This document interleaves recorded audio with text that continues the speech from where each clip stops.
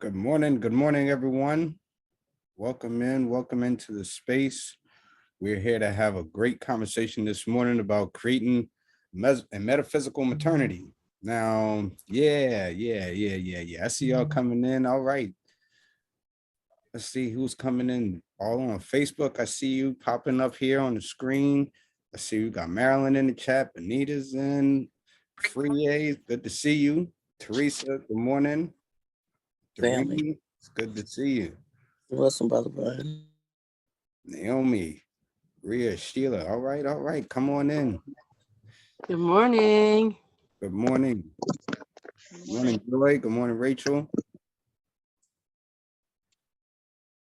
Liani, good morning. This is Kinshasha I see here on the iPhone. All right, if you want, just go ahead and send out a reminder. Say, yo, Reverend B about to get started in a few minutes. We're going to talk about creating a metaphysical maternity experience. And I'm going to share a few kind of my inspiration behind this and where this conversation came from and see where it will take us for the next few minutes this morning. So I would invite you to tell a friend. This is, I'll give you the joke now. This is considered the Build a Baby workshop.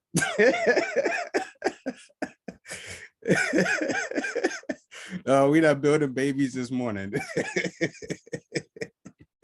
But come on in, let's have a conversation. All right. So before we actually go into our slides, I want to just give you a little bit of information about me and how this whole concept came about. So as most of you know, I'm an astronumerologist, spiritual consultant, energy healer, and it was a part of back in November where Coach Shawnee and I we met up and we were able to have conversation about making this happen. So let's go in, listen to Time to Wake Up, and we'll come back.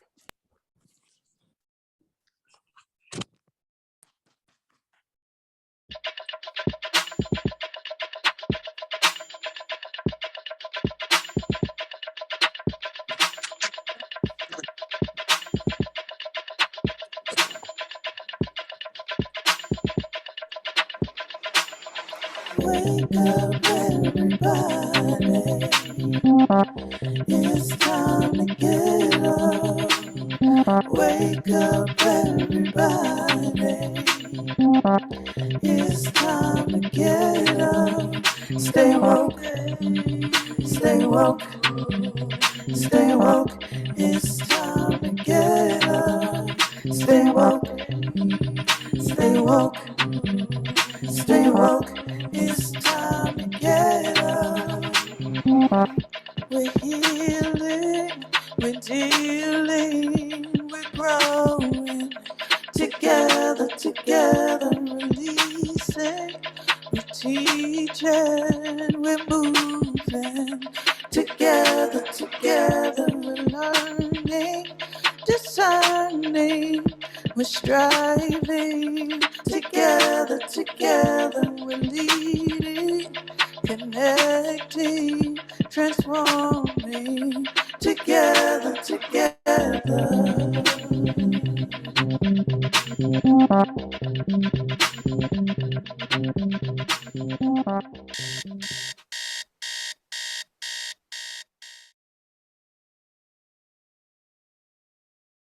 All right. Good morning again. And we can actually take this down. Hi, hurry. It's only May 20th to do 6. So good morning, everyone. Thank you again for giving us your most valuable asset, which is your time, to have this conversation this morning about creating a metaphysical maternity. So how did this conversation come about? Sometimes I still find myself asking that question as well. And so hopefully today we'll be able to work it out together. Coach Shawnee and I, we had a conversation back in November, and that's kind of how I got involved with the Woo community. And somehow in the conversation, just this phrase of a metaphysical maternity popped up. We were talking about her work that she's been doing over the last 25 years in advocacy and things like that. And so this phrase, it just kept popping up. And I was like, I don't know what this means, where this is coming from, but I think we're going to create something about a metaphysical maternity. As a numerologist, I understand how numbers work and cycles and seasons. As energy healer, I work with chakras and auras and crystals and all that. So it's just something I think that was brewing over time. And then I had the privilege to work with the Speak Move Change event. What was that, last month? Yeah, last month. And up out of that particular event, it's like all the pieces started clicking together. And so this morning, I'm actually going to present to you the kind of the initial concept, the material that I'm going to present to you.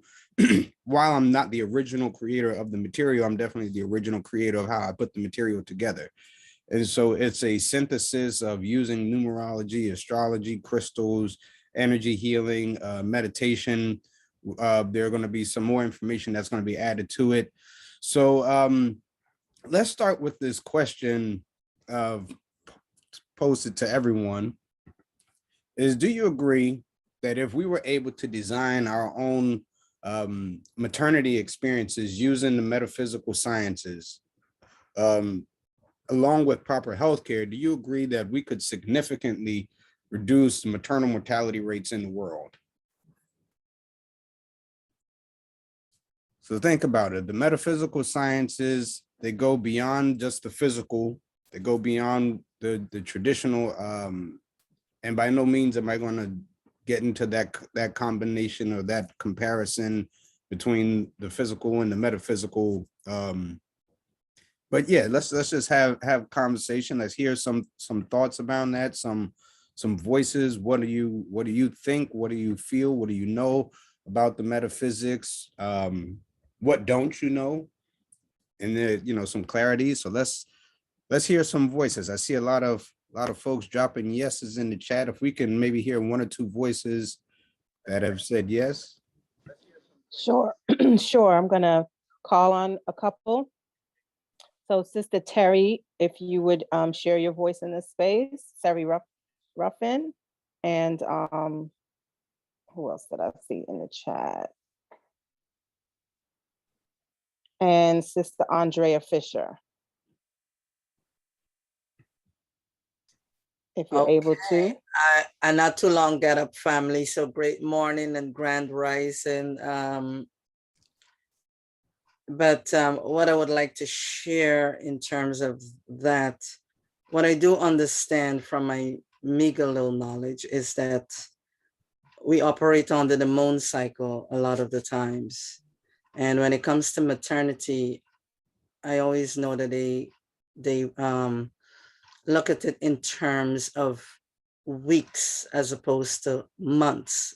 So there has to be some correlation with the universe, the moon, the earth, and what's going on with us. I truly believe that sometimes there's some things that I think about and I do certain things based on like some deep intuition. Sometimes I myself don't understand it, but as it's unfolding, I realize, there's a greater power and all of that.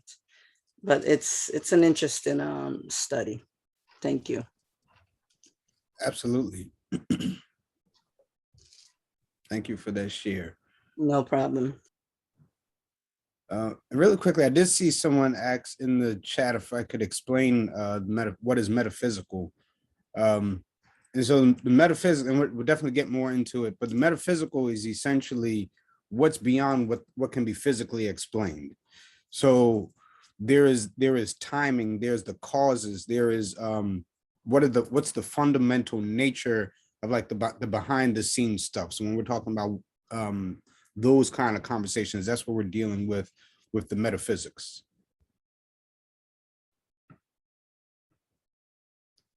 Was there another person who called, Coach Cheryl? So I called on Sister Terry Ruffin, but I don't She might be working, so maybe she, oh, okay, her mic is unmuted. Go And then ahead, Sister Terry, Andrea, jump right? in. Yeah, Yes. good morning, everyone. I would just say that things occur that you can't always put your finger on. But the one thing that we know for a fact, that as a whole, the way our medical environments are working as it pertains to maternal health is not working for us. Mhm. They, in some ways, don't want to peg everybody, but there's a large concentration of folks in that profession who don't see us as whole beings. When we express concerns, our concerns are negated or poo-pooed away. When we, for some of us, when we have to advocate, we have to advocate. We can't just say what our concerns are. We have to advocate almost to the point of being argumentative in order for someone to hear us. In some cases, we literally, and I have experienced this with myself and with my daughter-in-law, we literally have to like go find somebody else Mhm. because it's just not working for us. So that's what I would say. It's a lot of evidence out there showing that the way the medical profession operates as a whole as it pertains to this topic is not working for us. Absolutely. Thank you for sharing that. So what kind of brought me into this field of work, apart from the fact that I have a daughter, I've got my sister, she's how old is my sister? I think my sister's like 25 or something like that. So there's a point at some point in life where, I'll probably become uncle other than to her dog. And so, just being able to have some of these resources available, especially after seeing let me back up a little bit. I grew up in Bermuda, and so the healthcare system in Bermuda is different. We don't have, I won't say that there isn't maternal mortality, but we don't see the rates in comparison to what we see in the United States. Um, and if it is happening, then they do an excellent job at keeping it very quiet, so you don't know about it. So, that could be one of the two things. Well, when I came to New York in 2011, 2012, and just began to see what was happening here. And then because I'm a musician, I play at a church. I've done a few services for newborn children, and it was just like, wait, this is different, And so out of looking at that and then looking at the tools that I've developed over the last few years, I felt that it's only right that we look at how can we create resources to be able to take back some of that power in our own hands. So that's just in one regard. So if we can bring up, let's go to our slides.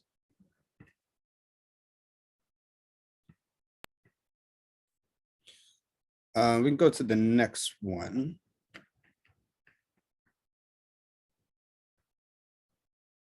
So just in terms of a definition of what are the metaphysics, it's a branch of philosophy that deals with the first principle of things. So it includes these ideas and concepts that may not always be able to explain naturally. The concepts such as being, what does it mean to be? Or what does it mean to know? What is substance, cause, and identity, and things like that. So that's what when we're talking about metaphysics, that's kind of like the working definition. Let's go to the next slide.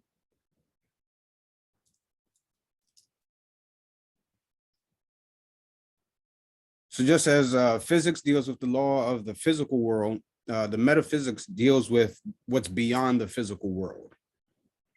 And here is where maternity and metaphysics, for me, how I understand it, they do intertwine very well, is that maternity is considered the state of being. So right there, we're using two metaphysical words, the state of being pregnant, while pregnancy is actually considered to be the condition of being. So with just creating with this kind of definition, we're not just dealing with literal pregnancies. So as a numerologist in consultations, I encounter people who be going through, let's say, a 8 personal year. An 8 in numerology deals with marriages, pregnancies, divorces, and things like that. And so there could be times where I could say to a client, you know, you're in a pregnancy cycle. It doesn't mean that you could not a physical pregnancy all the time. Sometimes it could be literally, so such as giving birth to an idea or concept, or a business or a book, whatever the case is. And so when we're looking at what are the things that we're giving birth to, not just bringing life into the world in terms of children, but sometimes our dreams, our goals, and our aspirations, this is considered a state that we have to be able to nurture and be able to have balance through from start, and not only just to finish, but even after, or what we may call the postpartum period. So let's go to well, before I go into that, are there any questions, any comments?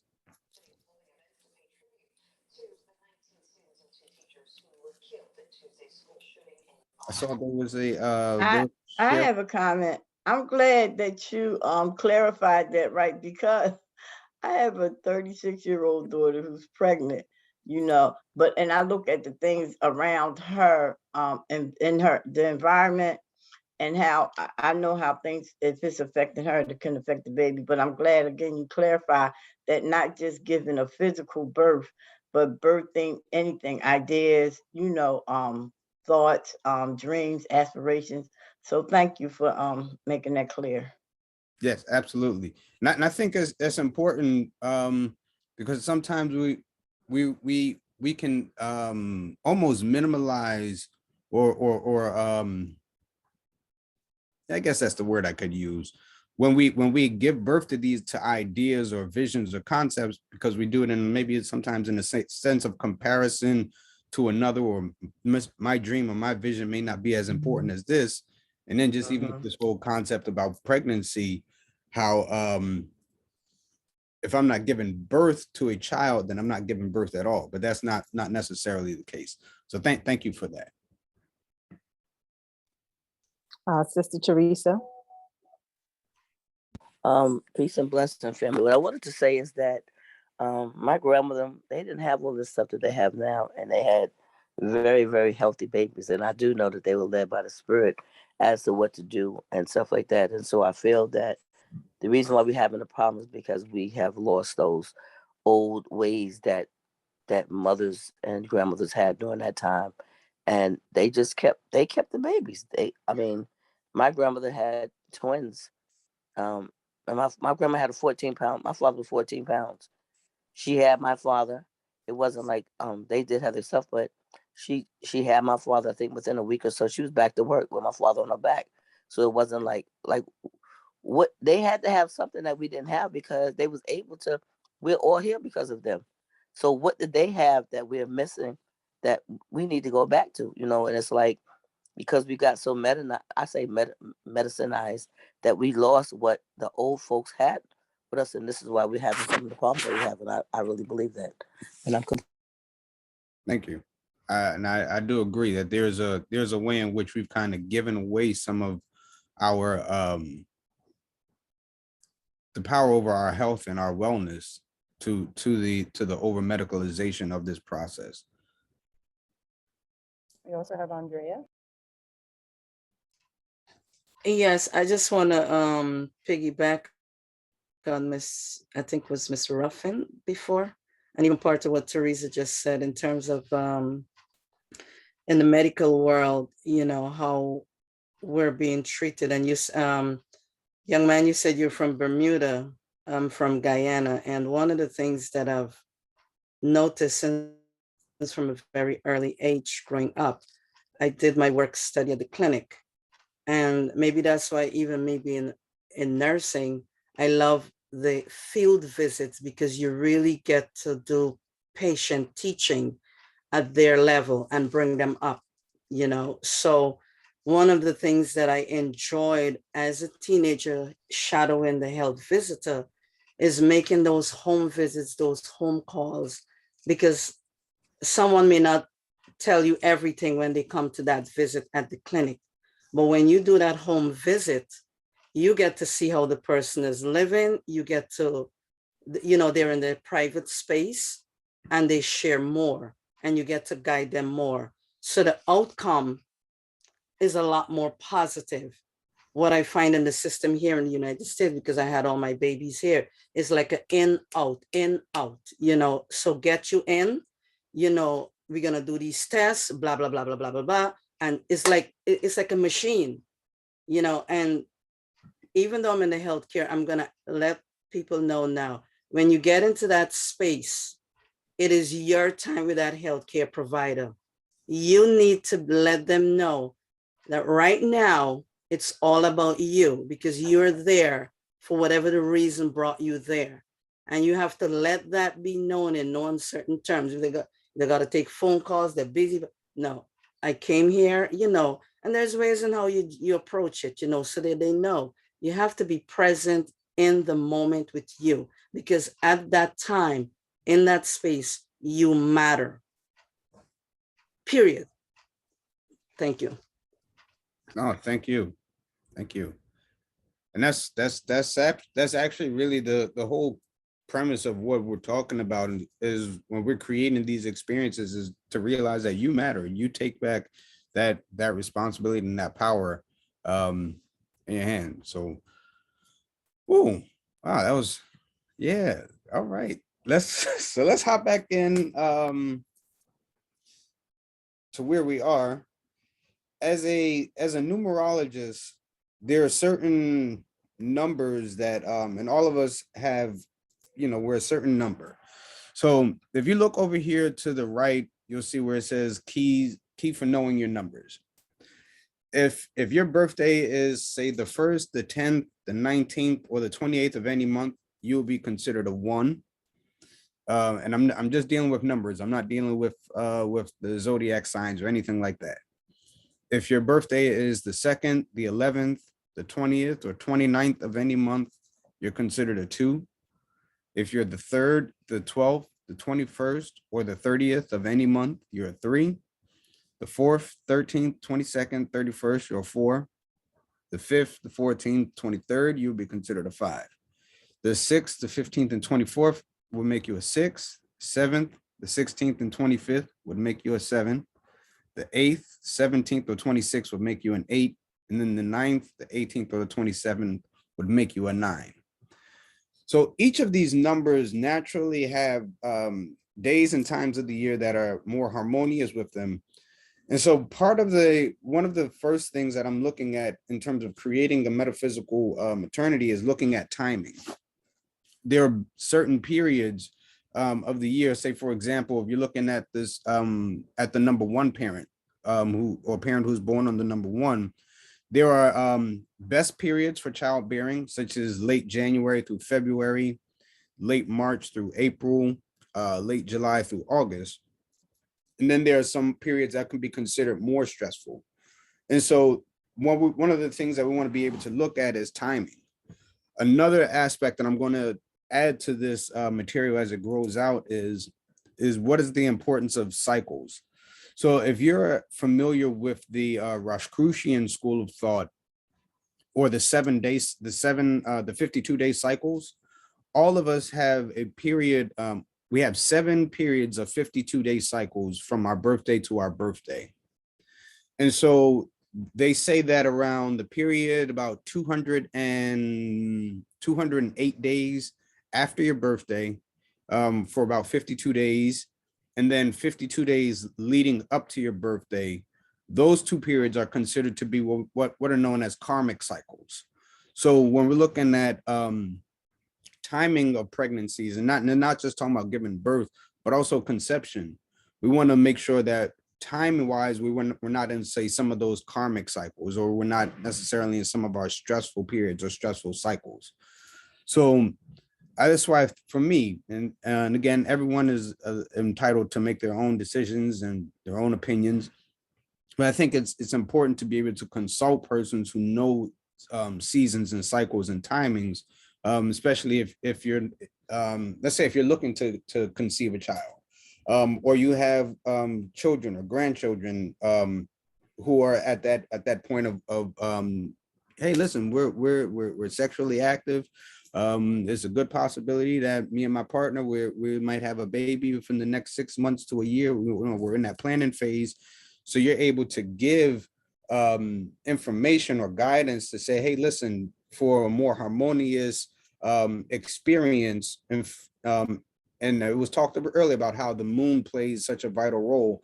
So how we're able to utilize the elements of the stars, the elements of the numbers, your signs, your seasons, so that way this experience can be, number one, as naturally as possible. It can be as safe as possible. It can be as most enjoyable as possible.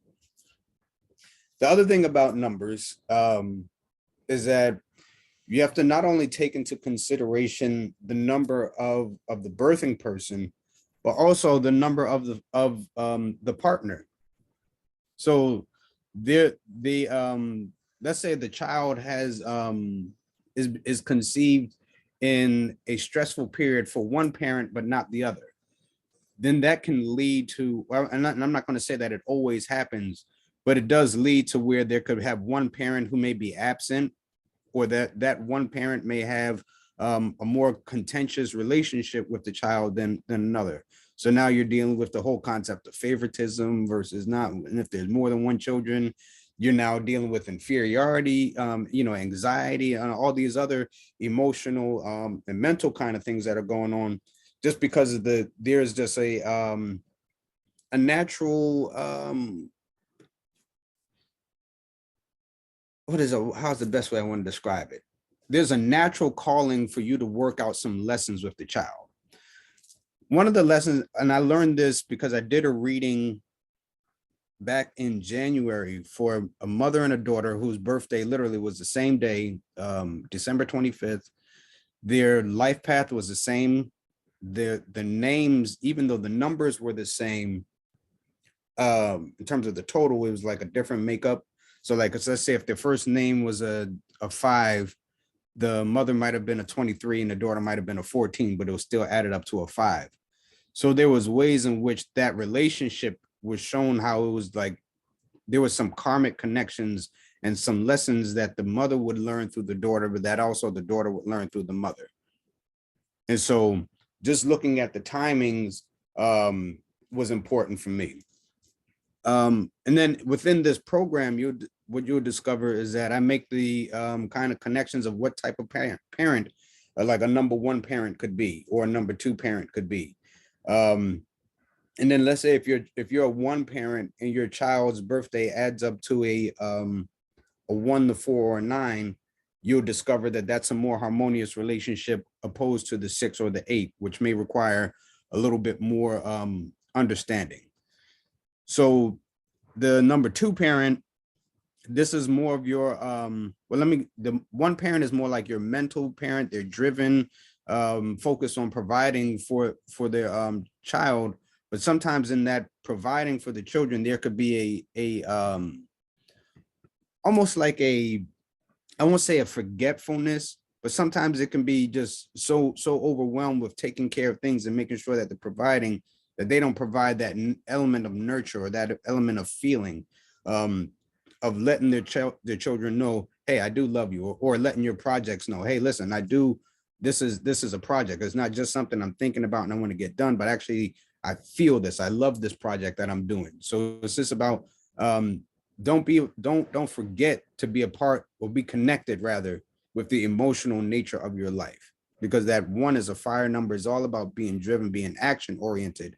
But there is a call to say, hey, don't forget about being flexible. Don't forget about being aware of your emotions, or being aware of your feelings.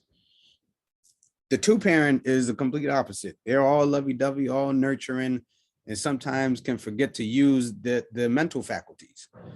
So, these can sometimes be the parents where the child can, they start crying right when they, that moment where you say, hey, listen, I told you not to do X, Y, and Z.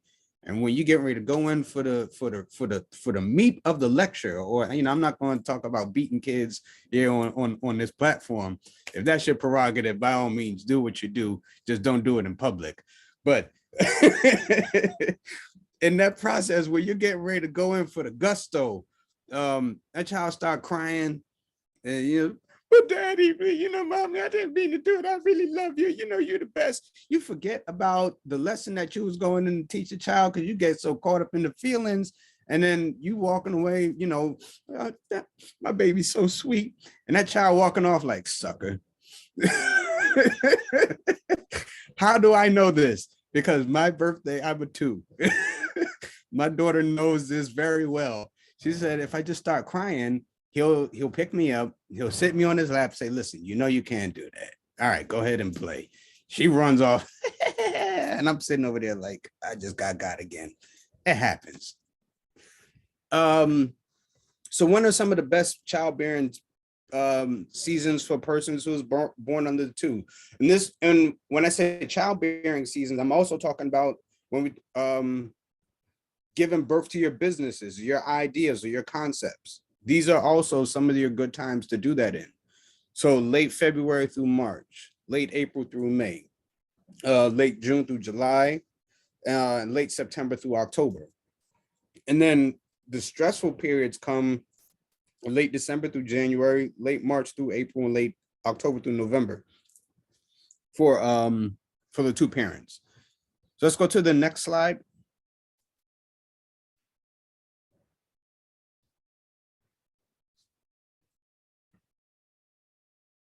So with the number 3 parents are very ambitious, very creative, very fun. They're very serious about business. And so sometimes they can find themselves juggling between handling work and handling family. The 3, because it's an artistic number, we have what we call in numerology the artistic chord. The numbers 3, 6, and 9, they always go together. So if you have a parent whose birthday, the children's birthday is a 3, 6, or 9, they're naturally going to be like your heartbeat. It's naturally going to be like like the favorite of sorts.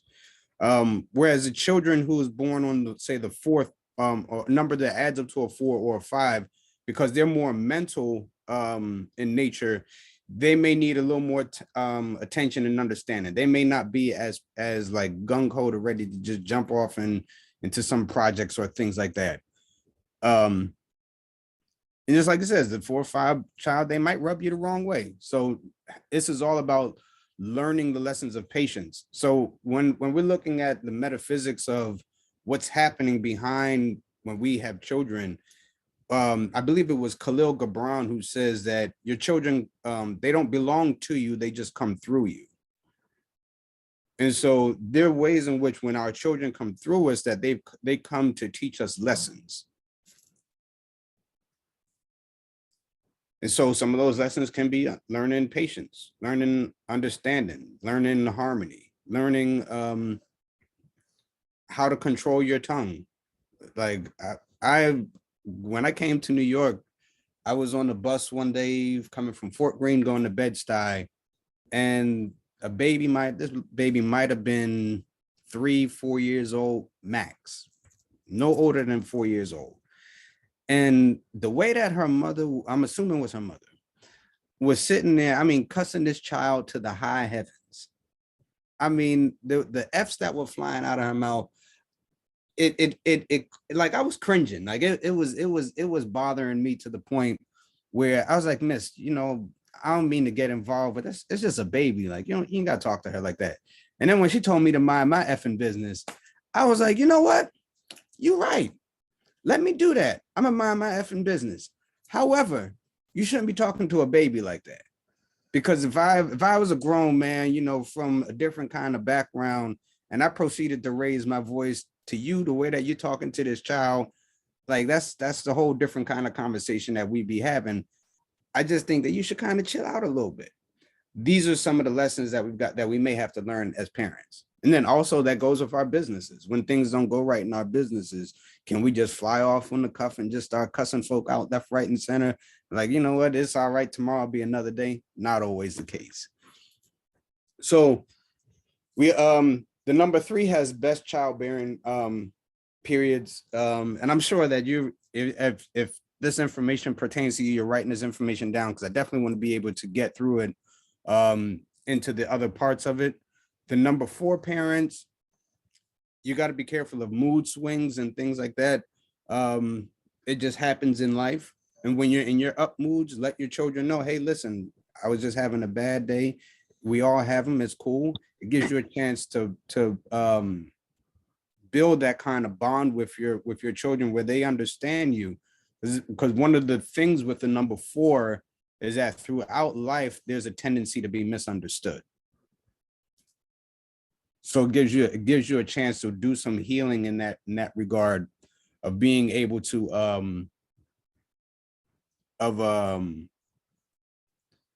to facilitate that healing.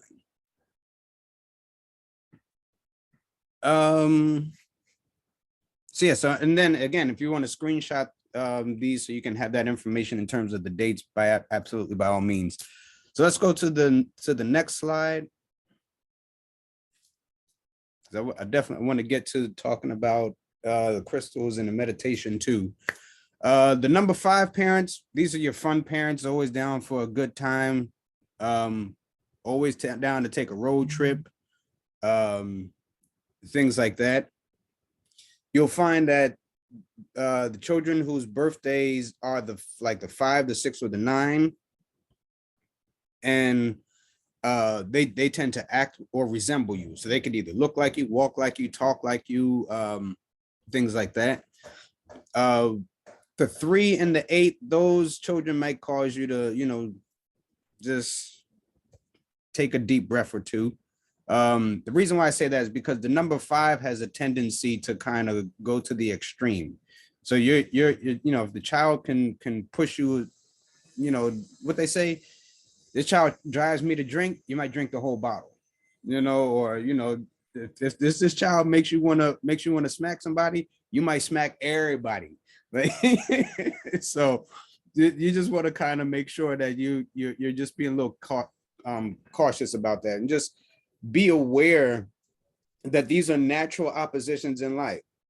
Some people may think that, oh, this child is just being disrespectful. No, look to see where's the mirror in the child, because there's probably something in the child that's reflecting you that you've maybe been avoiding for a long time. So before I go on, I saw there was a question. Yeah, I'll bring them in for you. They're from Facebook, or one from Facebook. Sister Stacy McLean says, do you add the days of the year plus the year? What'd she say? Do you add the days plus the year to get the number? And then she gave an example like 11/21/2004 equals a 2, or just the month and the days 11/21 equals 5. So just the day. So like if now that calculation of using the month, the day, and the year, that gives me what's called the life path, or the destiny number. So that tells me what the soul is coming into this lifetime to work out. So for a person, for example, if I use the example that you gave, 11/21/2004, that tells me that this person, let me make sure I do that right, because I don't even trust my own calculations sometimes. But right away, I can see that person is a 3, because the 21 adds up to the 3. So that's when I'm looking at this particular number in this particular way, I'm just looking at the date. But if I were to look at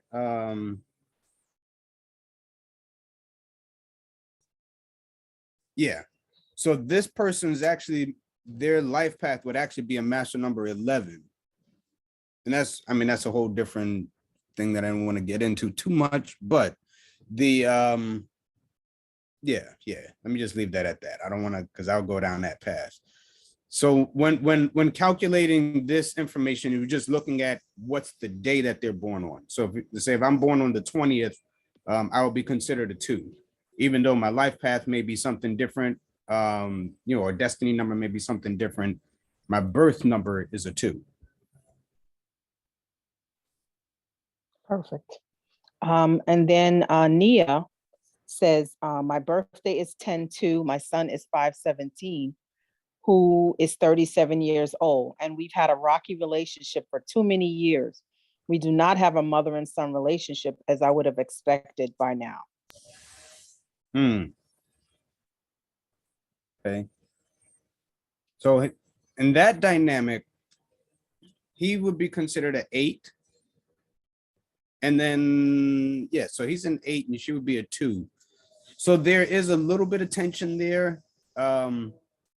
Things can be unclear because you're a water number. Here we considered an earth number. And when you put water and earth together, sometimes things get murky and muddy. But we can always, using these tools, we can always look at what are the ways in which we can be more harmonious within these relationships. All right, so let's go back to the slides. We're making good on time. Let's go to the number 6 parent is the one who's going to be very nurturing, very similar to the 2 parent. The thing about the 6 parent is that this can almost be like your perpetual parent. So these are the ones where they've got the children who are 40 and 50 years old still living at home, still paying their cell phone bills and things like that because they feel it's their responsibility. Right? It's not that their children are spoiled. It's not that, you know, they're making everything easy for their kids. It's just that they feel it's their responsibility to kind of do all those things for their children.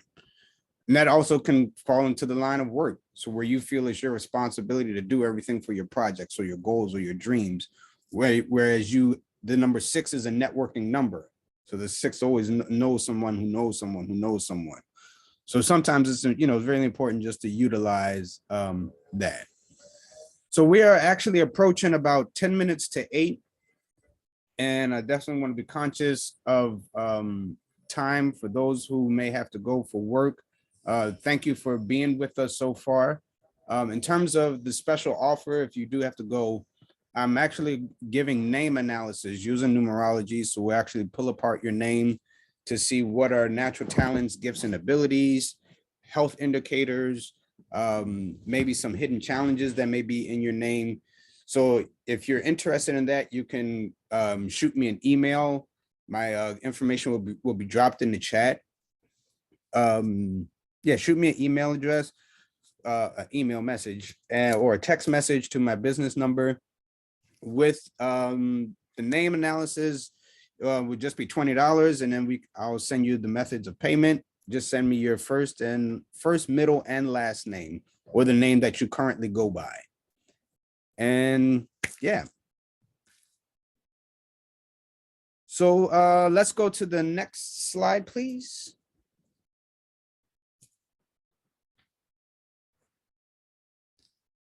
Now here's the interesting thing is that the number 7 parent, this is actually the mother and daughter combination that I did. They were born on 12/25. For number 7 parents, they might find parenting stressful. And the reason is that the number 7s, they like their quiet, they like peace and quiet. They like they can be their own best company. They don't need a whole lot of people around them. They don't need a whole lot of noise and all that. And so in those early years of having children, if they don't have a supportive partner that's able to handle the children when they need their kind of like retreat time, or they need to take a walk, or they need to, you know, just do their own meditation and cleansing, those early parts of childhood can be a little stressful. So this is where having knowing how your support system is very important at this point of the whole maternal experience, especially for persons who are 7. Also, the number 7 can tend to bottle up emotions, and they can hold things inside. And so if you're holding these emotions, these feelings inside while you're carrying your business, you're carrying your idea, you're carrying this baby, that same energy that you're holding inside is then now going into what you're carrying. Does that make sense? So that means when the baby comes out, or the business comes out, the idea comes out with the same energy that you were carrying throughout the period, throughout the term. So if it's fear, if it's anger, if it's anxiety, if it's worry, with depression, whatever it is, that energy is being deposited. And so now either way, it's going to have to get dealt with, whether it's through you, whether it's through the baby. And so that could be karmic lessons. You know, we call it generational curses in some circles. I don't really know how much of a generational curse it is. It might be some of our own stuff that we've just not dealt with, and that is coming up to hit us in the face. And it's very easy for us to kind of put things off on spirit. You know, we can say, oh, you know, this is a generational curse. The forces of darkness are organizing themselves to my life. Maybe. I'm not saying that it doesn't happen, but I'm also saying that there are some of the things that we create for ourselves. Some of the things we purposely say, you know what, I'm not dealing with that. Let me just put that way down on the inside. But emotions buried alive never die. And I know that wasn't part of the lesson. That was just one for free that y'all got. It's right there for y'all. So what you'll find with the 7 children is that, and with 7 parents rather, is that they actually develop more harmonious relationships with their children as they get older and get more settled. So as you know, sometimes this for me, you know, as I look at it, 7 parents actually do very well at adopting children, because you get to determine the age in which you're kind of looking for children with. Whereas, and I'm not saying that, yeah, I'll just say that with that early phase, it leans more to, let me also say this, 7 is a number that deals with kind of mental health to a degree. So it does leave room for some postpartum depression with the numbers 4 and the number 7. So that's what I would say. You'll find that the children whose birthday adds up to a 7, a 2, or a 6, they have a more harmonious relationship, as opposed to children who are born on the 8th and the 9th. They may cause more worry, more stress, more tension, especially the 9, because they're very aggressive in nature. The 7 is like, yo, why you gotta be so loud? Like, you just yelling, you slamming doors, you cussing at your brothers and your sisters. What's wrong? Can't we all just get along? No, we all can't get along. And then next thing you know, you're like, all right, you know, you need to get out of my house. And then once you put them out, right? You put them out, now you're worried that you put them out. So now you're like, oh, please come back home. Please come back home, please. No, I ain't come back in the house. And the next thing you know, 20 years is going down the road. Just time has elapsed. All these things are just kind of festering and things like that. So if we have a knowledge of these sciences, imagine how many headaches we could avoid, how many arguments we could avoid, you know, the stress that we could avoid. Here's the thing about number 8 parents. 8 is governed by the sign of Capricorn. Capricorns have this tendency to be misunderstood. They're considered to be cold and aloof. When you look at the seasons, Capricorn season starts winter time, and so they're considered to be like cold and standoffish. And sometimes it is true. Sometimes it's true where you can be cold and standoffish. But if that is the case, you got to work extra hard to not to let that rub off on your children, not to let your children to experience that cold standoffish nature, or your business, your ideas. You give birth to an idea and then don't touch it again. Like you put a website up and then never go back to make edits or adjustments. You start a business where you're creating products, you do maybe one order, but then you don't do any marketing, things like that. You know, make sure that that kind of cold and standoffish doesn't necessarily rub off on the children. And these, again, all of these numbers have best periods where of giving birth or bringing the idea to reality, and then also what the complications can be. What I will say about the number 8 is that the number 8 out of all the numbers has a tendency to get wrong diagnosis or wrong prescriptions and things like that. So if your birthday is adding up to an 8, or you know someone who's adding up to an 8 and they're dealing, getting ready to go through the maternity process, make sure that they're really up on following their firstly listening to their body. Your body is definitely going to be number one, your best advocate, because it's going to tell you, hey, something's not right here, or something's going on here. I don't, you know, don't just rely on what the doctors are going to tell you is going on with the body. That's the first thing.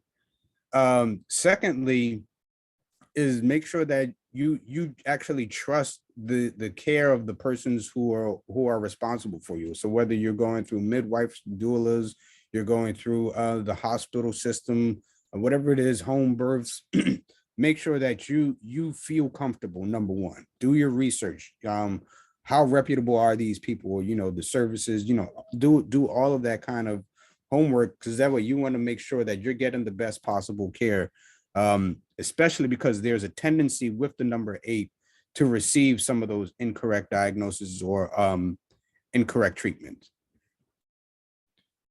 Is this helpful for anyone so far? All right, let's go to the next one. So the number 9 parent, this is your fighter. And I'm gonna talk about the number 9 just a little bit longer. The number 9s are always courageous, especially in terms of the parents. They can be very, very courageous, and in turn, they'll expect that from their children. And it's good to want your children to be able to stand up for themselves, to defend themselves. Like, don't come home to me and tell me that you got your ass whooped on the playground. Nah, like, because we going down there and everybody catching these hands. Like, that's the kind of, that could be one. Let me just say that. That's one extreme. The other extreme is that the 9 is very humanitarian. They'll give you the shirt off their back. They'll literally be involved in all the fundraisers, parent teacher meetings, the school boards, all that kind of stuff, like humanitarian international efforts, the arts, all those kind of things. But the thing about that number 9 parent is that they're going to expect their children to be exactly the same like them, have that same drive, that same energy, that same passion. And it's important to remember that each child is going to be different, and they're going to develop differently. Now, for those children whose birthday is like a 1, the 3, or the 9, those are fire numbers. So they're going to have the they'll match your energy. You know, if you decide, you know, say, yo, well, what, you want to do something? They be like, yeah, why? What you want to do? And, you know, that's the kind of energy they may give you. The 2 or the 7, they're going to give you the exact opposite. They're not going to be as aggressive, especially in their mentality. They're going to be more of a peaceful nature. And so you might be saying, you know what, this, if all my kids got into a fight, that one right there definitely going to come back home with a black eye. And that ain't going to be the case. You come and fight this number 2 and see what happens with you. Like, I promise you. Like, I like to throw hands. Try Jesus, not me. You know. But you're able to see how some of these numbers they give like these contrasting energies. It's important to encourage your children or your businesses, your projects, your dreams, whatever it is that you're doing, allow it to exist as its best possible form. All right. So let's go to the next slide.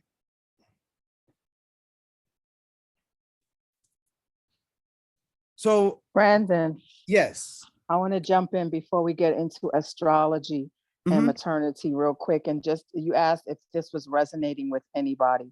Yes. And I just wanted to jump in and bring a voice in to see who can share what this is, how this is resonating with them, because it's definitely hitting on a whole bunch of things for me. My daughter is an 8, and I am a 5. My son is a 3, and everything you said just aligns so perfectly with our world. Especially the number 8 loving to just burn things down, like start fires, and the number 3 just kind of like, you ready to do this? All right, let's do this. We got this. We'll do this together. Like matching my energy for sure all day.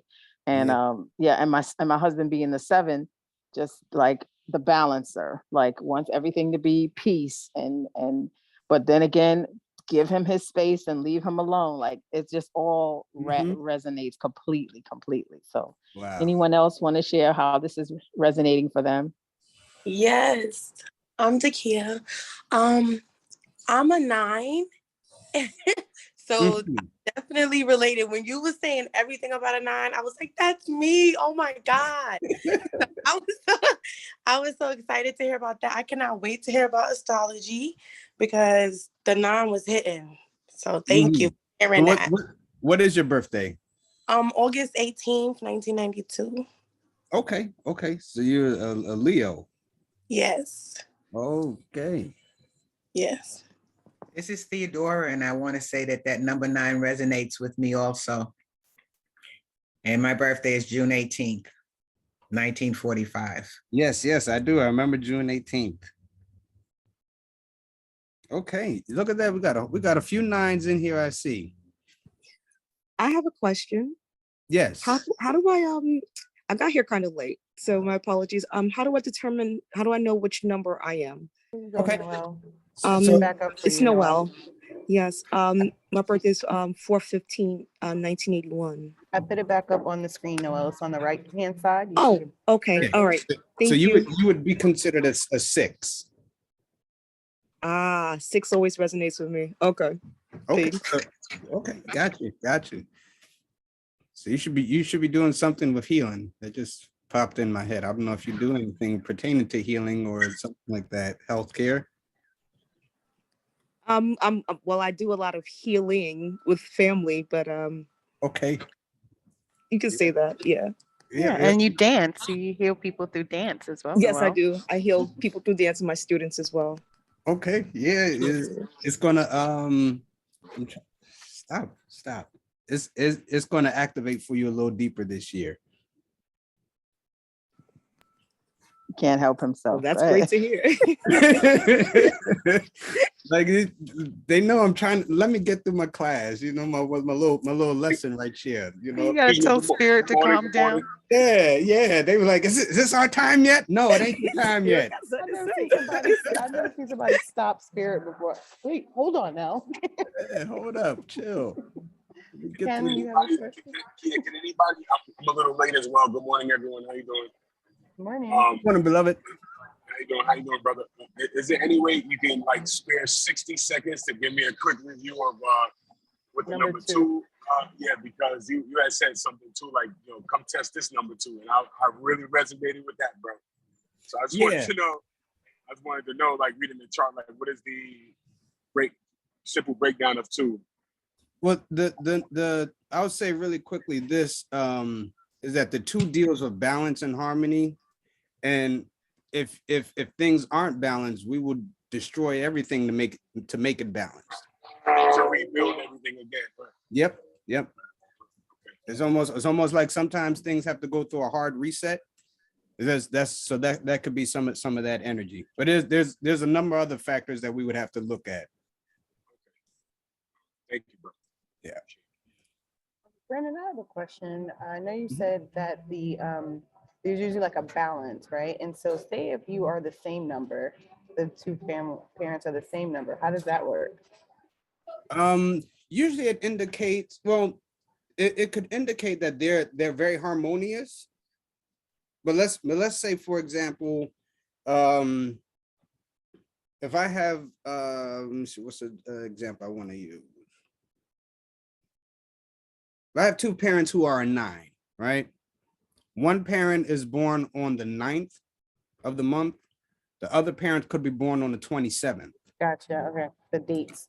Right. Even though those are 2 9s, the 2 and the 7 comprise 1 9. Those technically are opposition numbers. So it could possibly describe like a love-hate relationship where, you know, like we gel, we vibe, but then there's some moments where you just get on my last good nerve. And then right after that, we make up fine, there's no problem, like nothing ever happened. Or they could always be on the same page, you know, thinking the same thoughts. Now, here's the thing, if the child is the opposition to one, that means it's going to be opposition to the other. So that could suggest where the child could probably, yeah, the child could either pit one parent against the other. The child could either or the parents could gang up on the children kind of concept. Or the parent or the children could be like, I don't have nobody to talk to. I go to my mom don't understand me. I go to my dad and he's like, well, what did your mom say? Gotcha, that's true. So they'll share the same students. Sorry, Yeah. I'm at work. They share the same kids with those oppositions. Okay. Yeah, yeah. But then, you know, it is a lot more information when we start getting into the signs and the numbers. So you could have two parents that are the same number but are different signs. And so that also takes into to effect. Thank you. And then Renee has her hand raised as well. Yes. Good morning. Morning. It is not lost on me that I get to speak at 808 and I am an 8 child born to a 1 parent and an 8 parent. Which is like fascinating to me because we are radically different people. I would say the parents are more like than I'm like either of them.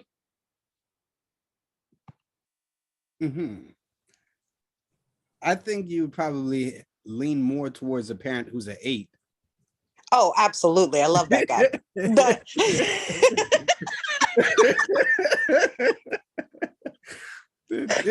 that's a strong lean too.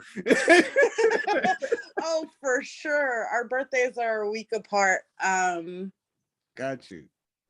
And I am a traditional Hellenistic astrologer, so I've also looked at our charts. And where I am a sun, my 8 parent is a moon. Okay. Got you. And I think I'm like that with my father. My father's an Aquarius, I'm Aquarius moon. Fascinating. I'm an Aquarius sun and my dad's an Aquarius moon. My mom is a Capricorn sun and I'm a Capricorn moon. Okay.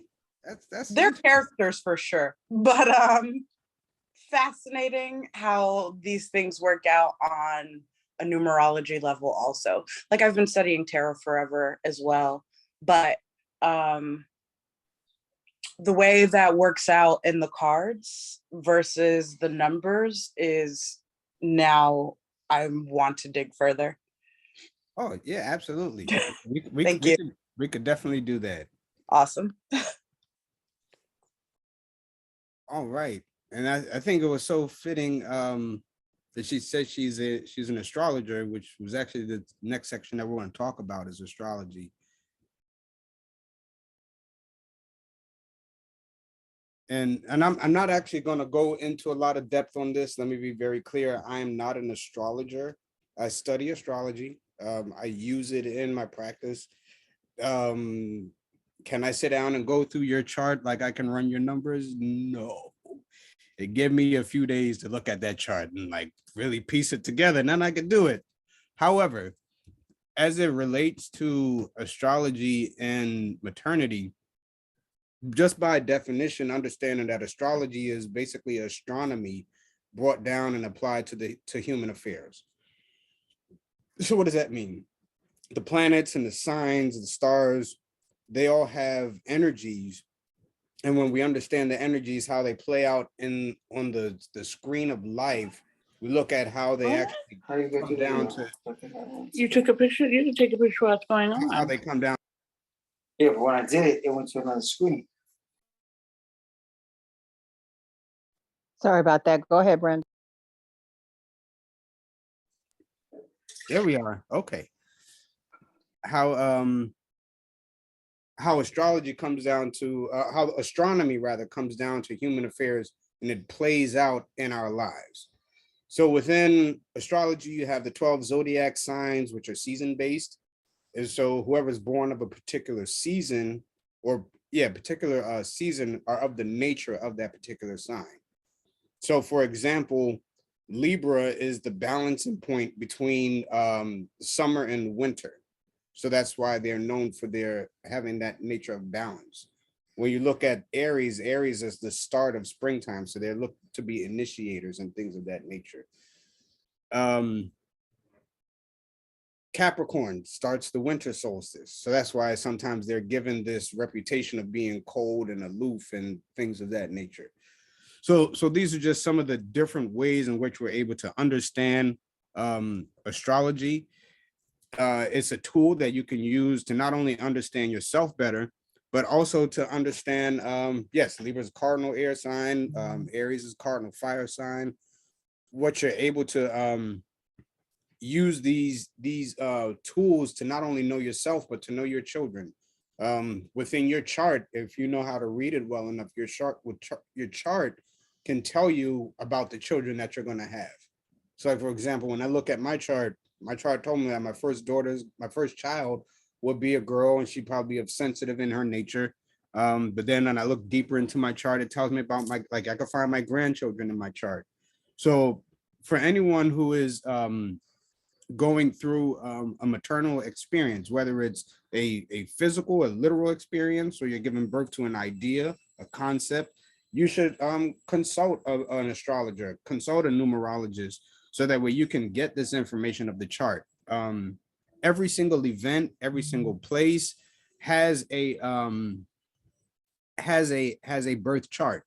When you look at like this for let's say for a particular event, the sun indicates what's happening with that hour. The moon represents something that's going on at that particular minute. The rising sign represents the atmosphere of the particular time. So just looking at some of those things, you can know if I've got to go to a meeting at this day, let me consult an astrologer to get an idea of what this meeting is going to be about, because maybe I'm having some uneasy feelings, or I'm having something. So you want to be able to consult people who can give you information from an applied science. Recently, we just had the, I believe it was a lunar eclipse. And in Indian culture, the lunar eclipse is actually considered a bad omen and harmful for pregnant persons. Because the moon affects the water of the planet, that also deals with the amniotic fluid in the sac. So it talks about when these certain events are going on, and especially in Indian culture and the Ayurvedic cultures, they teach that it's best for pregnant persons to do as little as possible during these lunar events. So just kind of relax, chill out. If you can reschedule your appointments to do that, and basically have people wait on you during that particular time.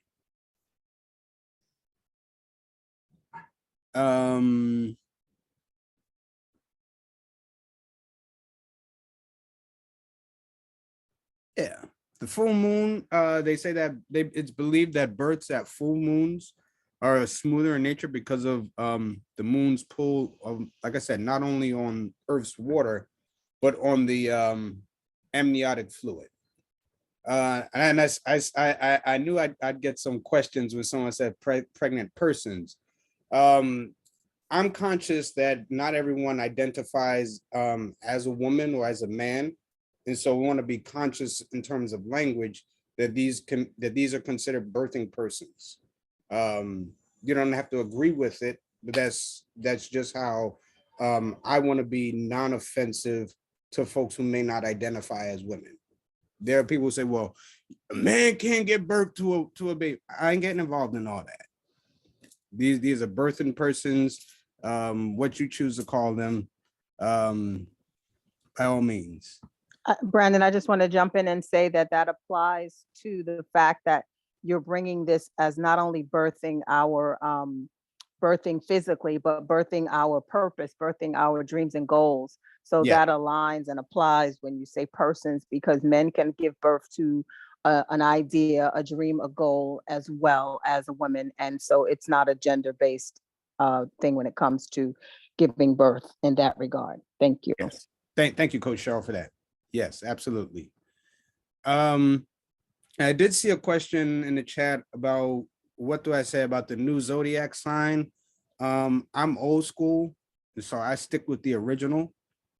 That's just where it is for me, because then you got to work out all those date changes and what sign. Like I would no longer be considered a Libra or something I ain't got time for that. Like, get out of here with that. Like some folks, they do talk about the 13th zodiac, and I've just, for me, it's all of the books that I have and everything that I've studied talks about the original system of astrology. Even whereas like Aquarius's ruler is Saturn, that's where my books are coming from. You know, where most people talk about, oh, Saturn isn't the ruler of Aquarius, it's the original ruler of Aquarius. But that's, you know, another topic for another time. So let's go to the next slide, and then again we have an actual astrologer who is amongst us, and you can reach out to her to get that information. So with crystals and maternity, this is interesting information, is actually being pulled from yes, Chantel, co-facilitation, yes. This information is being, I'm bringing it from the teachings of pranic healing from Master Choa Koksui. Some of the information that you'll see here. With crystals, you want to be very cautious of using them. Now, in this particular instance, I'm talking about literal physical pregnancy, giving birth to a child. Because crystals are what we consider to be amplifiers of energy. And so being around crystals for large crystals for large quantities of time or long periods of time, it could potentially have adverse effects depending on what the crystals are. So this information that I'm getting ready to give you right here comes from the teachings of Master Choa Koksui and his crystal pranic healing.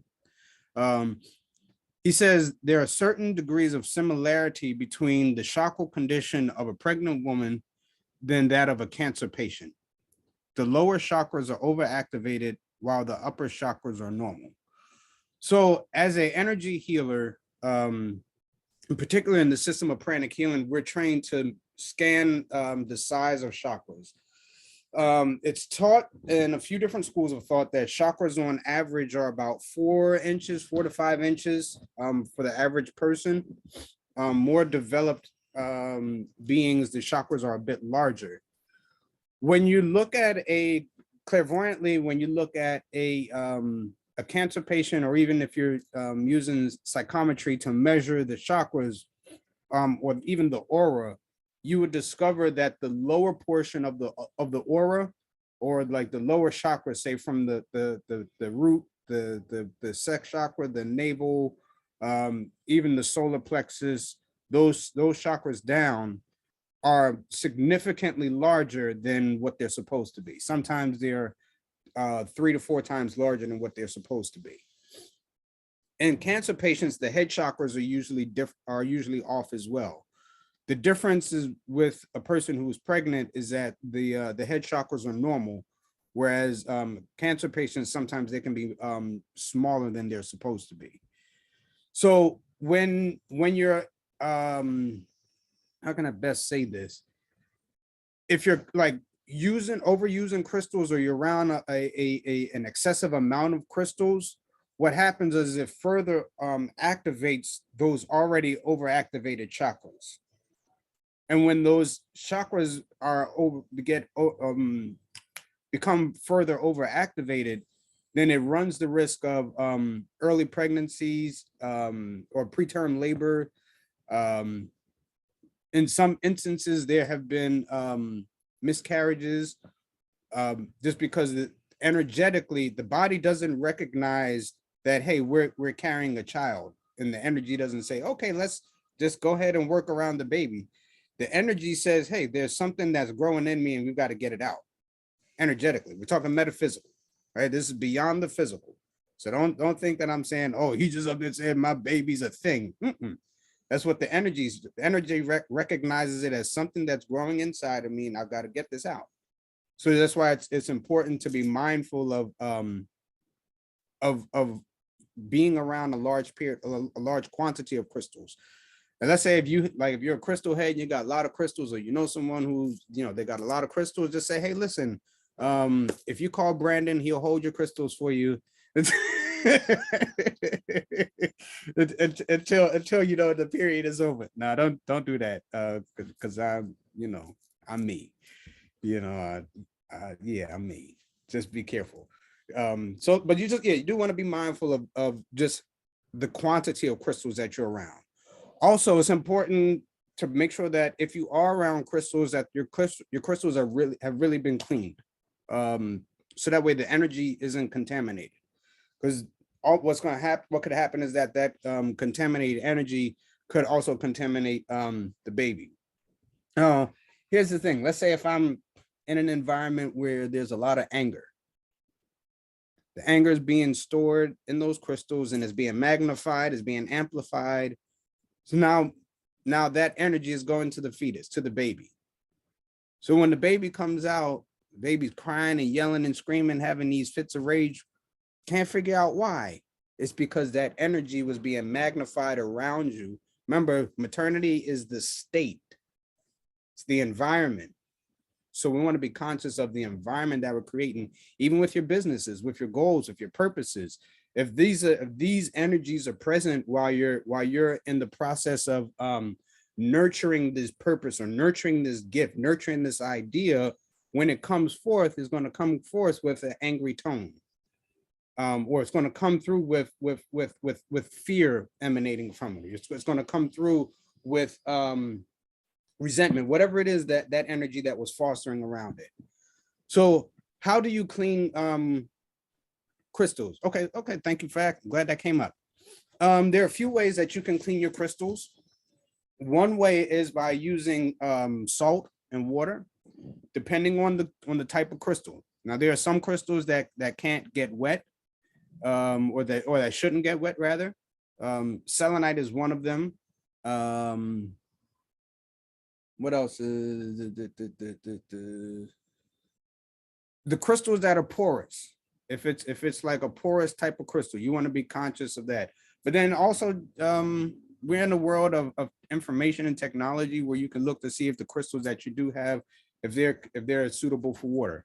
So that's one way that you could use is salt and water. It could be a very fine salt where you can do it either by soaking the crystal in salt water solution, or actually running cool water and then just rubbing the crystal between your hand with the salt. Another way that you could use it, that you could clean your crystals, is with essential oils. So placing, say, a drop of like tea tree, lavender, sandalwood, eucalyptus, rose oil is really good for cleaning your crystals. Placing them in so that's one way from using essential oils. You could also place them in the moonlight during the full moons. I'm very cautious about putting the crystals in the sunlight, because remember, if they're amplifiers or they're magnifiers, what happens if you have placed the sunlight through a magnifying glass? Eventually something's going to get hot on the other side and something's going to catch on fire. So you want to be conscious of that. But also, let's say if you have a stone that's colored, like I have peach selenite that I never put in the window. My dark amethyst pieces I never put to the window, because the sun can actually cause discoloration in the crystals. You can put your crystals in earth. So I see there are a number of different comments that are coming in the chat, using Palo Santo, incense, sage. My recommendation is, if you're using sage, use sage along with something. So like sage and frankincense, sage and myrrh, sage and sandalwood or Palo Santo, because what sage does is it clears everything, good, bad, indifferent, it doesn't matter. It just clears everything. And so you're left with a blank slate. So let's say you've done your programming of your crystal, you've energized it, and you know your crystal has a vibration with you. It's going to be like, yep, everything is clear. Let's start again. So you just want to be conscious of sage, and even like using sage. This isn't in here, but in doing like energy clearings of your home, you want to be conscious of using sage, because not only does it clear everything, but that negative stuff that's clearing, it's got to come out. And so sage just opens up the door and it just comes out however it wants to come out. Whereas if you use sage with a lavender, use sage with frankincense or myrrh or something like that, it has a more of a loving or a controlled energy for those energies that are being released.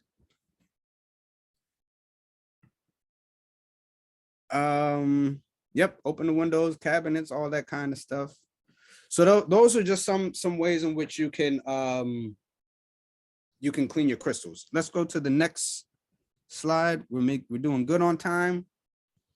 Brendan, do we want to bring in Carolyn or Teresa? Oh, yes.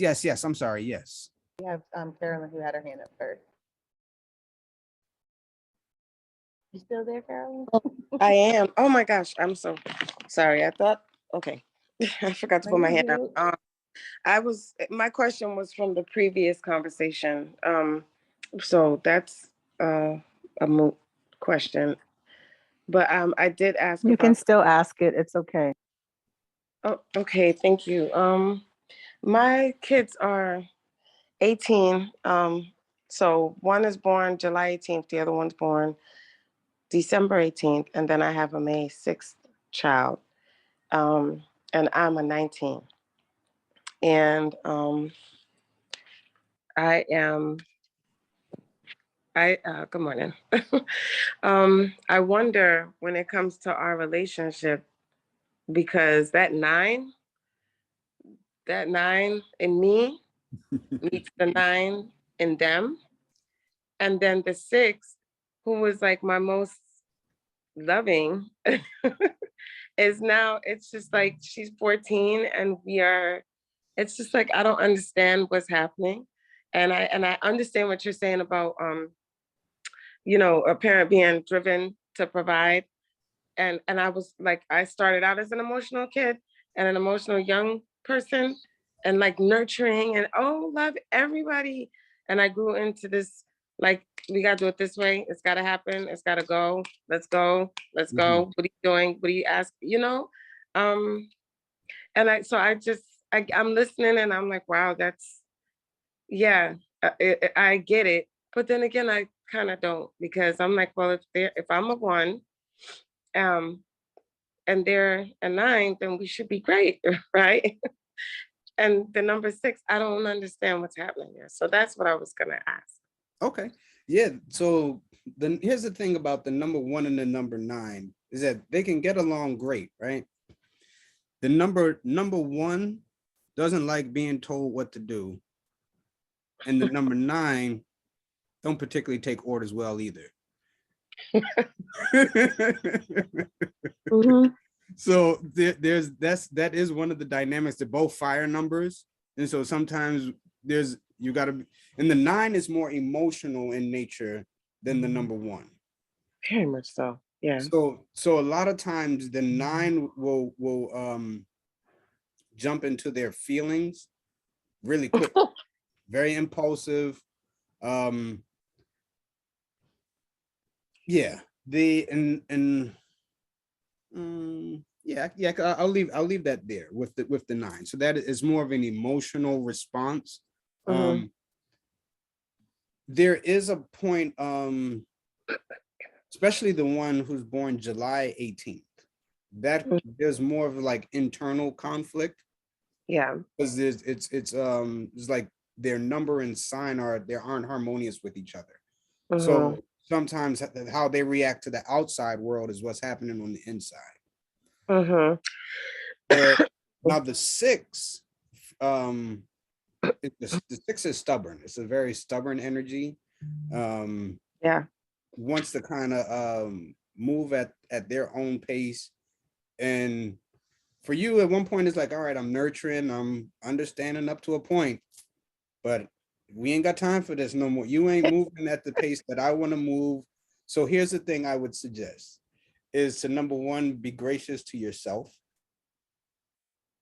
Just to know that they are individuals, they're going to grow at their own pace.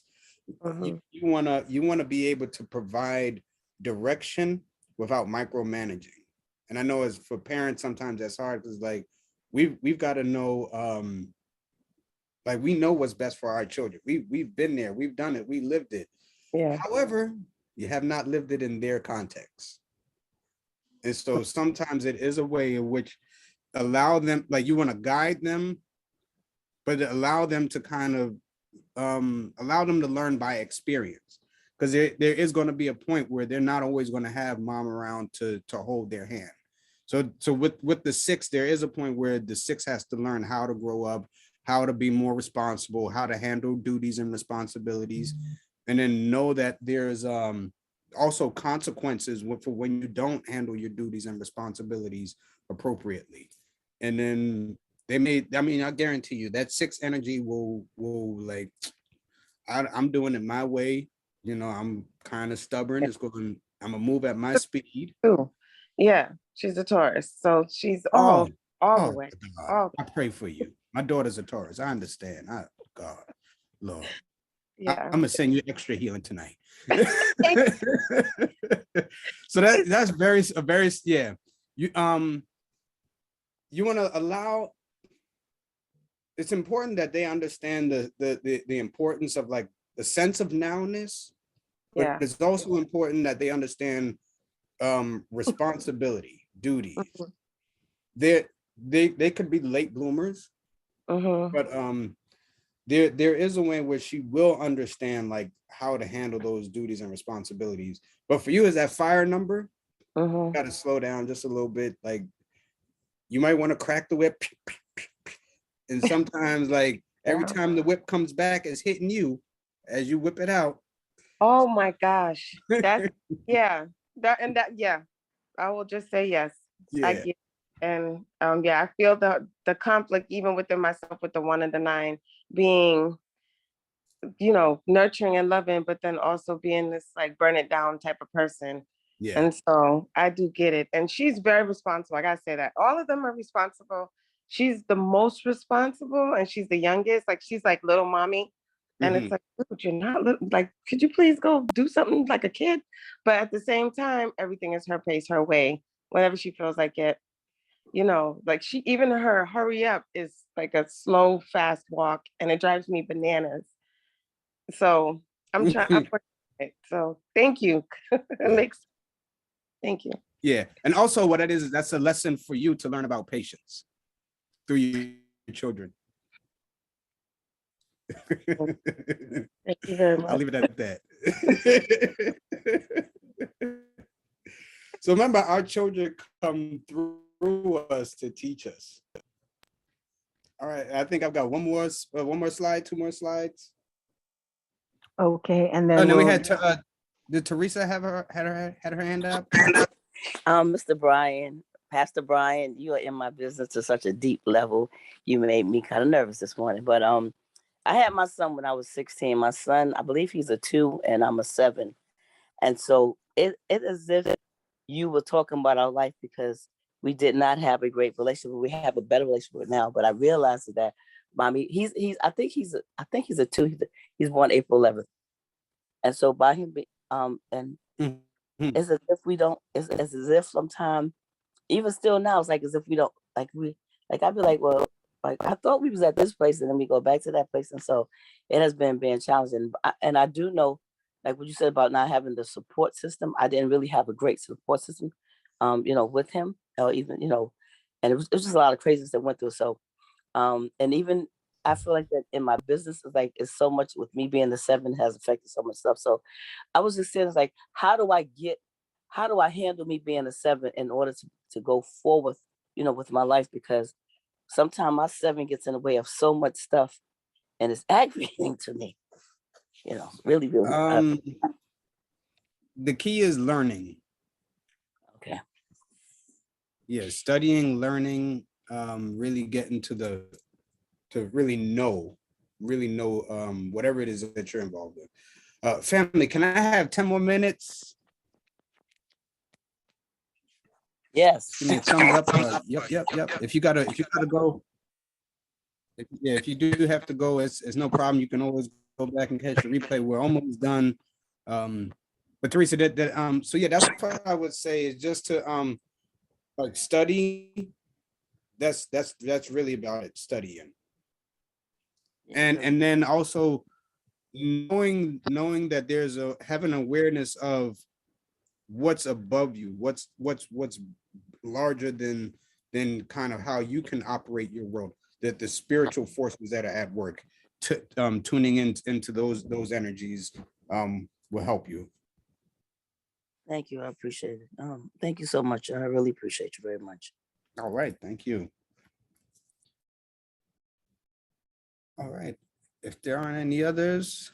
So these are just some of the stones that you can use in the process in terms of like the maternal experience. Selenite is very good for muscular support and skeletal support. Within doses, of course, you don't want to overuse selenite, because some of the overuses of selenite, it's almost like overdosing on selenium. And so with some of those reactions could be like itchy skin, insomnia, rashes, and things like that. So just want to be mindful of the overusage of selenite. Carnelian for boosts of stamina, energy, and things like that. And these are just like stones you can wear. You can carry some of them with you. If you have some of them set up, say if you're at work, you may want to have like a carnelian at your desk, or if you're going out walking, you can carry that stone with you just to boost, give you a boost of stamina. Rose quartz is actually one of the better stones. You can't really have too much of rose quartz. It helps to develop that bond with you and the baby. You can use it just holding it in meditation. You can actually rest the rose quartz on top of your stomach. You can meditate with it, just have it around you, wear it, whatever the case is. So rose quartz is generally regarded as a safe stone. Moonstone, especially when you're looking to and you're in the process of getting pregnant, trying to get pregnant, or conception. Moonstone is very good at assisting in the fertility process.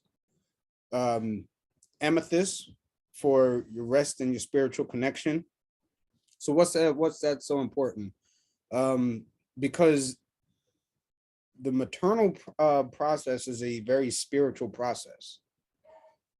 You are the vessel in which the divine creator has chosen you to bring life into this earth. So it's a spiritual process. So you want to be able to maintain that spiritual connection. And in some of the African cultures, more than some of the other indigenous cultures, is that they have what they call naming ceremonies, where they actually set up a room where the father, I believe, sets up the room, and then the mother, along with other relatives, they go in, and then they listen for what it is that the child is. I believe it's called a listening ceremony, and the child actually tells them what needs to be in place prior to their arrival, and they begin to put these things in place, so that way when the child comes in, they have these reminders of these trinkets to remind them of what what is my purpose? What did I come here to do? So there, these are just some of the different beliefs, but the amethyst stone would definitely help to establish and to strengthen that spiritual connection, as well as to help you with rest, like insomnia, not being able to sleep and things like that. Put a piece of amethyst under your pillow and you'll be smooth sailing. Fluorite, lepidolite, these are all good stones for positive energy, for absorbing nutrients. Bloodstone for having healthy birth is good. Malachite is actually known as the midwife stone. So these are good. Just, and again, this is a very small segment there, because there are literally thousands of gemstones that you can look into that aid in terms of the maternity process. And then this is just the physical process. I haven't even gotten into when we're giving birth to our dreams and ideas and visions. Some of these stones also help, but there are others that we could use. So let's go to the next slide. I think this is the last bit on meditation. And within meditation, during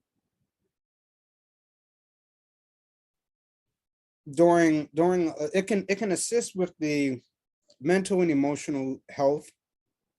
We know that's important during the maternity cycle. But are there any dangers? What are some of the warnings that people may or may not talk about? So you should be aware that there are different types of meditation. So you have some where you're just kind of sitting in stillness, where you're kind of having like a one-pointed focus. So that's like I believe that's Raja Yoga. But then you have like a Kundalini Yoga, which are just not necessarily considered safe practices for persons who may be carrying. So just having an awareness of what are the different types of meditation that you may be involved in. Some people get involved in meditation and don't even know the style of meditations that they're doing. And they're wondering, how come, at night I can't sleep, or getting these rashes, or I feel like I'm burning up on the inside. Sometimes there can be these different types of meditations. So just want to be have an awareness of the different types of meditation. Also, when it comes down to like energy medicine, whether it's Reiki, pranic healing, crystal therapy, there should always be a question about what are the safeguards, or what are the protocols for persons who may be pregnant. And the reason is because as an energy medicine practitioner, there are certain shields or certain protections that need to be put in place.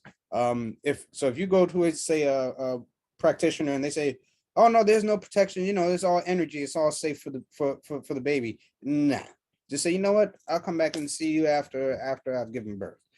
Because there's with energy, again, it doesn't recognize that, hey, this is a baby that we're carrying to a full term.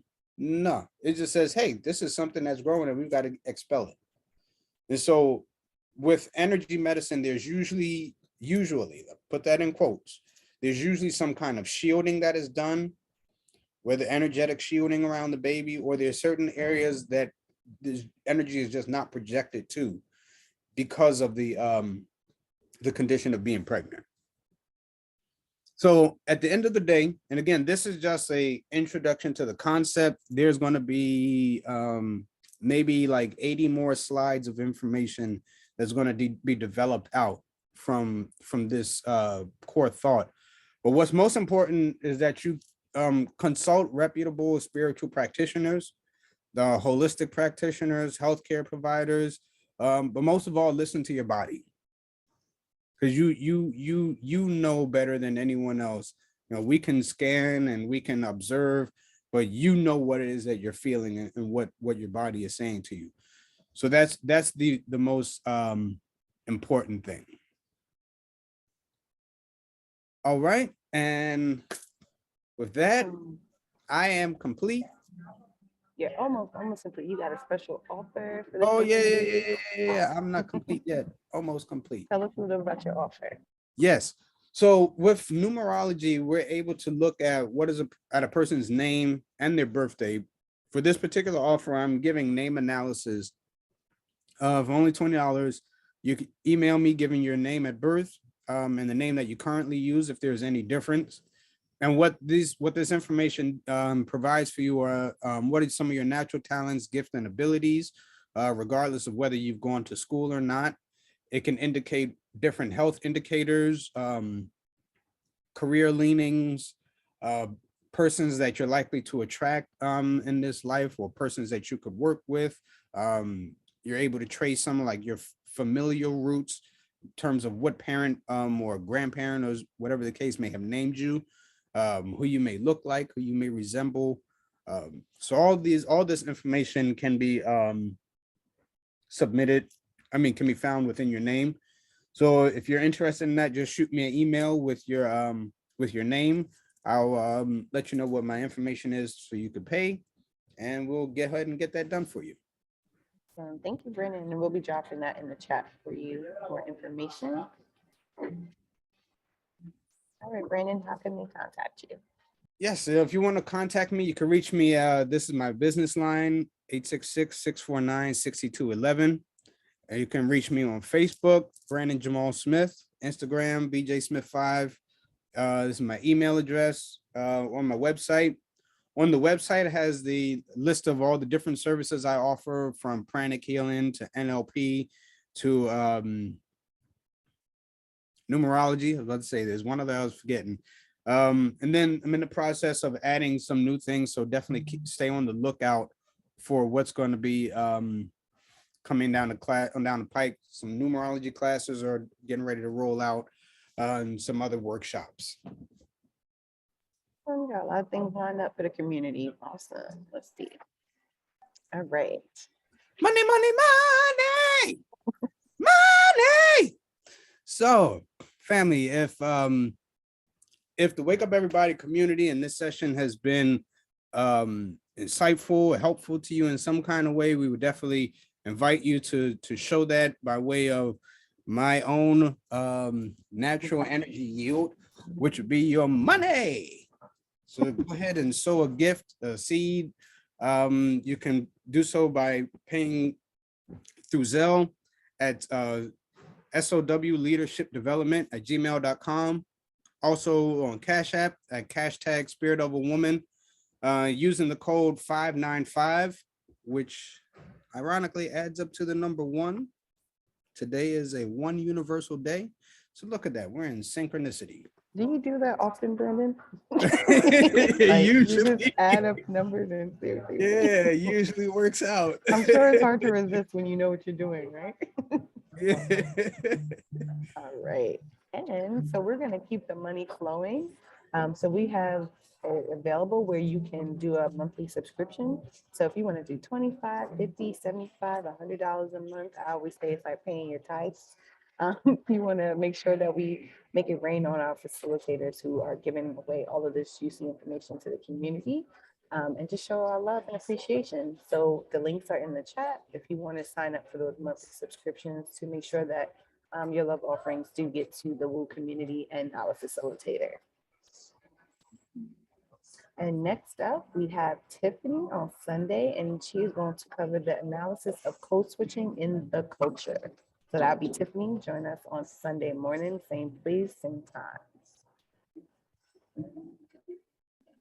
And of course, thank you to all of our new members, whether you were new today or you were new this week, the past few weeks, welcome. And we ask you to bring new people with you as well. So keep joining us, bring new people, and remember to register. So our schedule, we are here. We have our live session Sunday, Tuesday, and Thursday from 7 to 8:30. And then Mondays, we are here from Monday and Wednesday, we're here from 7 to 7:30. So that's just like a little snippet of of a session that a facilitator might want you to find out more about later on. So you get just enough to head out to work in the morning. And then we also live stream on Facebook, so you can catch the replays there and catch any updates. And if you want, you can subscribe to our Woo Nation text alerts to get reminders by texting 74121. And then you could be out in the streets this summer with your swag. So you have your bag, your tote bag with your water bottle as you sit out with your laptop and you write in your Woo notebook and put your mask on as these cases are rising again. So you have everything you need. We'll also drop the link in the chat for that. So it's bit.ly/Woo swag. So get your swag for the summer. And we want to say thank you to everyone again for tuning in, and for the regulars, the vets who tune in, and then all of the new people you're bringing with us. So stay in touch by registering every week at bit.ly/wake up movement. And again, we have our Facebook pages. We have a private page and then the public page where you can see the replays, our Instagram and our YouTube where we're uploading new material.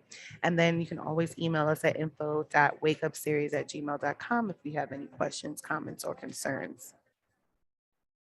All right, Coach Cheryl.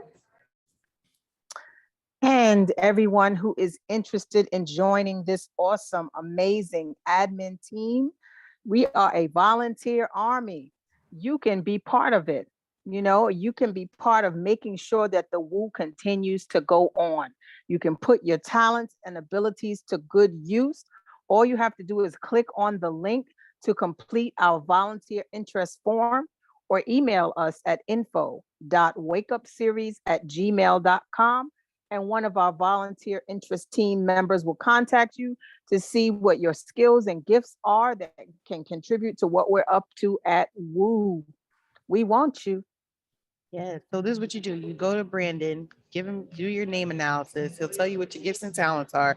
You bring it over here, and then we work from you from here. Because we would love to have you all in the space with us to help us make this go on every morning the way that we do. So get your info from Brandon, and then we'll take you from there. Yes. All right, so this is the part in the session where we make it rain in a different way. We give you a love shower and tell you just how amazing you were today, Brandon. Thank you for the conversation. Thank you for all the information. The baby making that's going to be going on, the conscious baby making that will be going on, the intentional baby making. So everybody can come up here and show some love to Brandon. Thank you, Brandon. Brandon, for the great Thank you so much, presentation. Mathias. I will be following Thank you. you, Brandon. Very good. Not Rest of enough us here will time make my with all feel better. You. I'm number one. Not I'm a enough number time. one President. person. Let's Thank support you. everybody. Thank you. Thank you I'm so definitely much. gonna call And I you. Looking appreciate the forward to 2-hour to come session. out so we can follow Thank you you. Continue to everywhere. grow, continue to Got so develop. much. Let's continue to be Love, powerful. family. Have Be a strong, Thank you. everybody. Thank you so much. Yeah. Thank Hey. you. Thank you. You Thank were you. great. Brandon. Yeah. Y'all, Have a great blessed presentation. day. Looking Thank for that you. course. That was so Looking for the amazing. course so we can sign up for the Can't week wait to and take test your drive class. a little bit too.